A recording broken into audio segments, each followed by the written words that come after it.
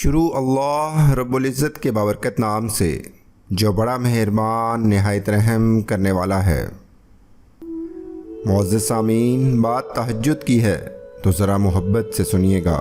تہجد میں اپنے رب کے آگے سجدہ ریز ہو کر گفتگو کرنے میں جو لطف ہے وہ کسی دوسری شے میں نہیں۔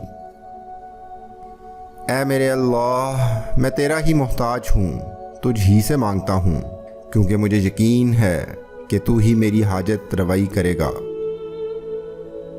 نصیب کی لکیروں کو بدل دیتی ہیں تہجد کی دعائیں، اور تہجد سے یہ تعارف تمہارا بے وجہ تو نہیں ہو رہا، آخر کچھ تو ہے جو ممکن ہونا ہے۔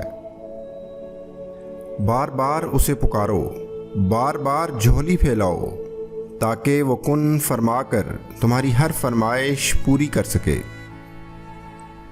تہجد تو اس نصیب سے بھی لڑ جاتی ہے جس کے سامنے تمہاری دعائیں بے بس ہو چکی ہوتی ہیں۔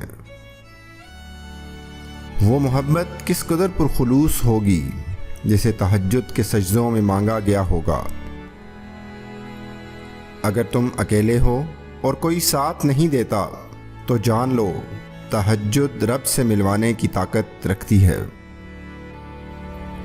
معجزے ہوتے ہیں، دعائیں سن لی جاتی ہیں، زخم بھر دیے جاتے ہیں، دل جوڑ دیے جاتے ہیں، کن فرما دیا جاتا ہے۔ صرف ایمان، توکل اور صبر کی بات ہے۔ تہجد کے لیے بلاوا فرش سے نہیں عرش سے آتا ہے۔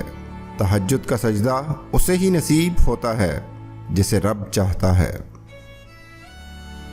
تہجد کی سب سے بڑی طاقت یہ ہے کہ تہجد تمہارے دل کو اللہ کی طرف موڑ دیتی ہے، پھر انسان کی طلب نہیں جگاتی، بلکہ پھر اللہ سے ملاقات کی طلب سونے ہی نہیں دیتی، پھر بس اللہ سے محبت ہو جاتی ہے، بے پناہ محبت۔